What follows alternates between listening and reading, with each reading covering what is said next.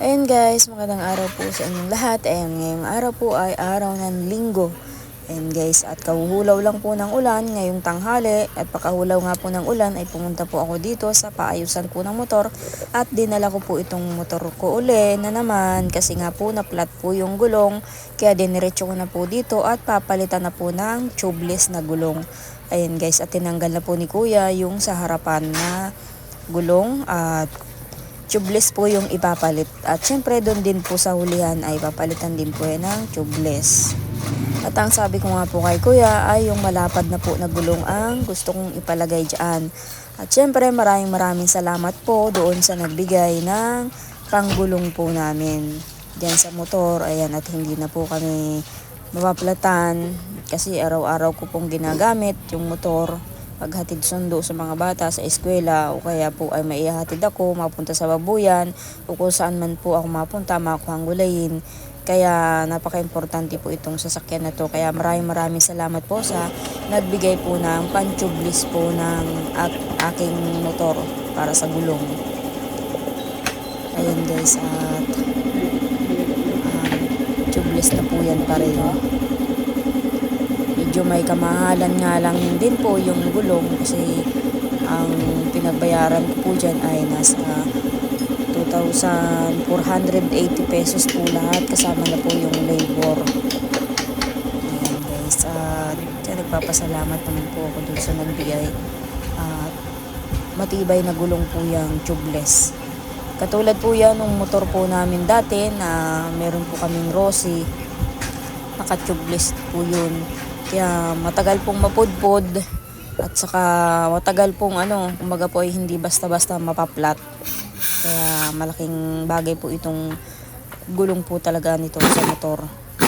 Siyempre malaking tulong po ito sa amin mag-iina at lalo na po sa akin kasi araw-araw ko pong ginagamit.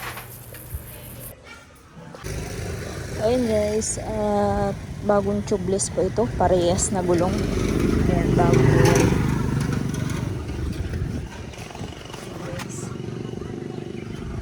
Tubeless na po yan. Maraming salamat po sa nagbigay po ng pangpa-tubeless ng aking motor. Pang araw-araw ko pong ginagamit. Ayan, hindi na po basta-basta mapaplat po yan yung gulong ng motor kahit na magdalawang angkas po ako. Ayan guys, at nandito po ako sa mag-ano po ako, magwa-washing ng motor.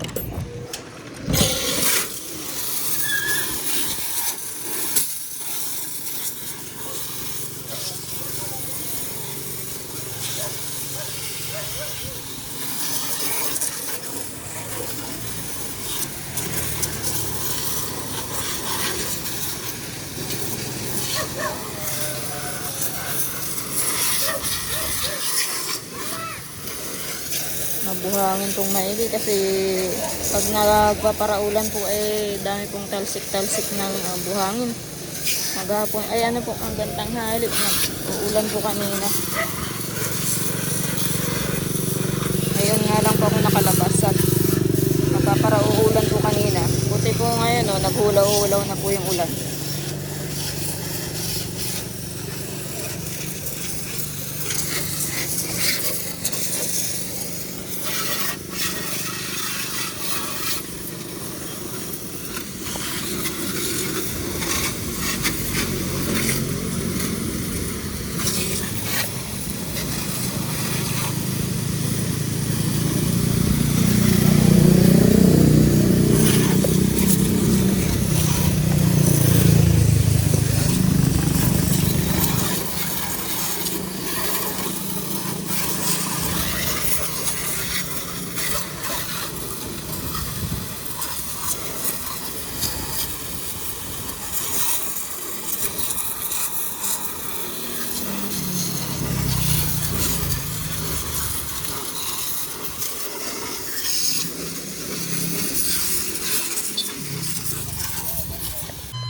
Ayun guys, at nag-uwi na muna po ako dito sa bahay.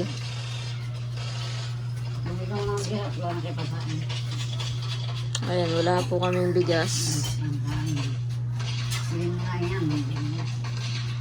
Ayan, maraming salamat po sa nagbigay po ng pampatublis po ng gulong po namin. At syempre yung sobra daw po ay ibili ko ng bigas. At wala na nga po kaming bigas.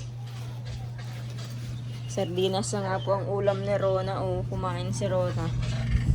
At syempre ito po ang natira. Bili ko nga daw ng bigas. Ay, ang bigas po na 25 kilo ay 1,250. Sakto na yung pera. 1,250. Kaya lang, wala tayong panggastos. Bili lang siguro ang mga ilang kilo. Wala na, wala na. Tapos, panibagong gastusin na naman po ang 2 bill ko ng kuryente.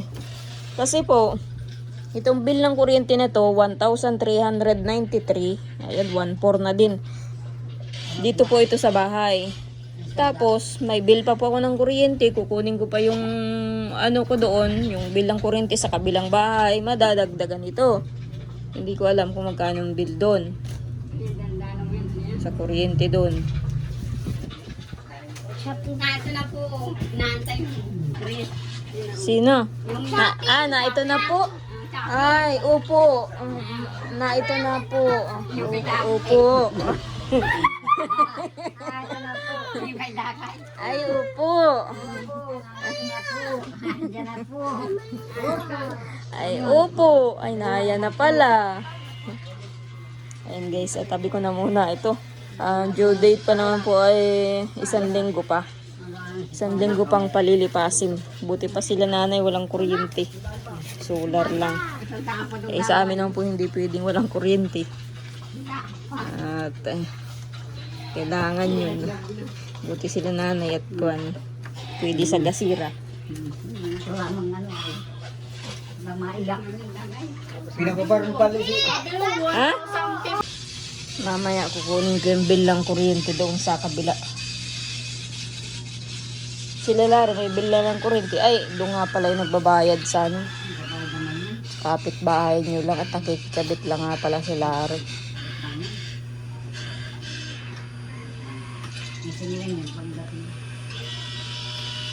Pero pag hindi ko makuha, kung madadaanan mo nanay, kunin mo. Yung bill ng kuryente doon sa kabilang bahay. May pagbayin ka rin, ha? 2 bill ng kuryente. Pero mababa naman po siguro yung bill ko doon. Ay doon baga natulog sila Jason. Tapos may ilaw din doon sa babuyan. Magdamag din yun. Minsan maghapon din yung ilaw doon sa babuyan. Nasa labas? At ginamit nga nung mag-anak. Nung ano pa yun. Brown out. Walang out. Sabi na ay ganyan talaga pag mabil lang kuryente. Nagbabaran out. Christmas light yan. Ayan guys. Mapunta po akong bayan. Bibili po ako ng bigas. Siguro po mga 10 kilo lang po yung bibilin ko muna. Kasi bukas po ay wala po akong panggastos sa mga bata. Ay, may pasok na naman po. Kaya ako magtitira po ng aming panggastos. Wala pong ay panggastos. O, yung herba ni Rona. Kaya daga ito. Kaya 10 kilo lang po yung aking bibilihin. Matagal na rin naman po yun yung 10 kilo. Ayan guys, at maraming salamat po talaga sa nagbigay po ng ito, pambili po naming bigas at saka yan, dito sa gulong. Hindi na po ako mapapalatan lagi. Hindi na po siya nagpapabanggit ng pangalan kaya maraming salamat po sa nagbigay. Ayan guys, at pupunta na muna po ako ng bayan.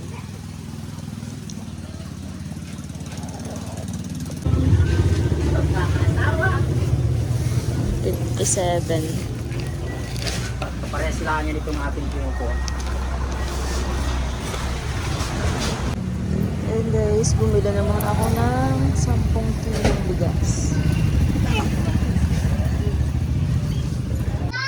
Ayan guys, bumili na muna po ako ng 10 kilong bigas. 57 ang kilo ng bigas. Ano Lagay ko na muna po sa aking bigasan. Si nanay ay nagsama at nagbili po ng tapa. Tapa nilang ulam.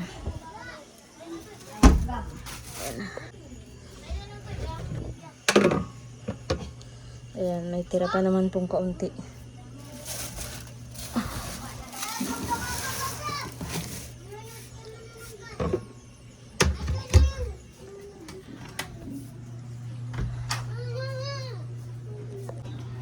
Ayun guys, at naglakad na nga po sila na nag-uwi na. At siyempre si Dagay, ihatid ko daw doon kala nanay at doon daw matulog. Ayan, bukas po ay Lunes na naman, may pasok po yung mga bata. Ayun na, ihatid na kita. Ewan ko kung nabahugan na yung baboy. Titingnan ko rin, tatanungin ko si Jason. Ayan guys, naglakad po sila ate Ejen. Abutan pa namin ni Dagay. Ayan, ando po si Dagay. Oh. Sabi ko, antayin ako. At si nanay nga po, sabi ko ay daanan yung bill ng kuryente dito. Bahay na ito. Ay kaso wala pa daw palang bill. Bukas pa magre-reading.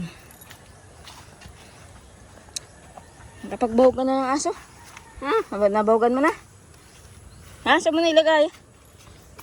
Ibag ko lang ay itik. Ay, hindi ka nagbahog ng aso ninyo. Aso naman ninyo yan. Ate Ejen. Hindi mo binahugan yung aso mo. Aso ninyo yan. May mga tuta pa naman. Itik lang pala ang binahugan mo. Bakit kakaunti ba yung kanin? Ha? Ha? Kakaunti ba yung kanin? Nadala mo? Hindi na ito. Ano ba? Yung ano? Eh, bakit hindi mo ibahog sa aso? Nabaan si ate yung tinatago ang bahog. Kundi pala ako nagdiretso dito. Nakatago ang bahog. Si ate Jen. Ayan guys, tingnan po natin kung nabahugan na ngayong hapon. Baka hindi pa, hindi mabahugan.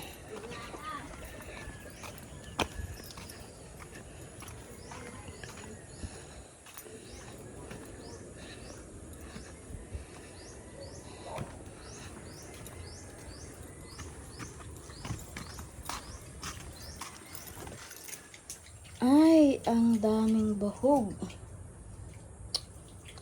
Binabasa ang bahog. Ako po kasi pag nagbabahog, nakabukod po ang pids. Saka hindi ko nilalagay ng tubig. Nakabukod po ang lagayan ng tubig kasi nasipsip po sila. Binahugan naman na po pala. Kaya lang ay ganyan ang pagbahog. Si Papa po ang nagbahog niyan. Kasi ganyan po magbahog si Papa ay. Yung bahog niyo tubigan. Kaya yung bahog po na nalalamutak. Kumagay nadudurog para ng lugaw. Eh kami po pag nagbabahog, kahit nung andito pa si Rodel, ay nakabukod yung bahog. Hindi namin tinutubigan yun. Tsaka nakabukod yung tubig niya. At kaya niya pag nalalamutak na nangangalat. Tingnan ko baka marami na naman ditong ipot. Kalilinis ko lang. Ay siya na nga. Ipot na naman.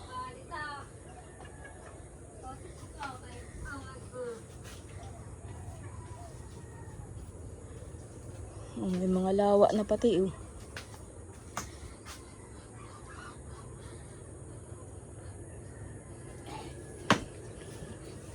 Maulan po kanina ay kaya hindi po ako maulan.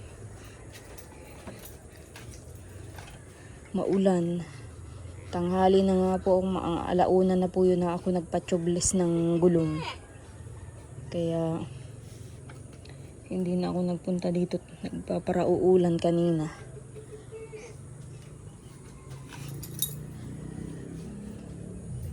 Sunod na lang ulit pag umulang pasok. Nakapaglinis dito sa bahay.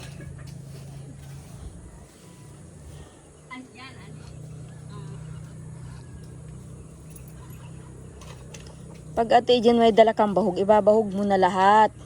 Huwag mong itatago at mapapanis lang yan dyan sa puno ng puno ng takip asin. Tinatago mo, alam mong ang daming binabahugan, katulad ng pusa, aso. Yan yung aso na yan, sa inyo naman yan. Ayaw yata ni Ate Ed yung bahugan na yung mga aso. Gusto mo na bagang mamatay yung aso ninyo? Ito dyan. Aso ninyo yan, oh. Nadala mo kayo papang kanin. Kaya nga, may dala ka bagang kanin. Gusto mo pa ay bumalik si Papa, ay nagbahog na nga ng baboy. Hindi na yung babalik. Baka nagbaog ka na kayo na. O ay bakit nga itatago mo yung bahog? Nagbaog na kayo na. Kasama yung manok niya. Yung may sisi niya isa. Ay oo nga, ay sana binahog mo yung ano. Kundi pala tayo nagbalik. Nakatago lang yung bahog.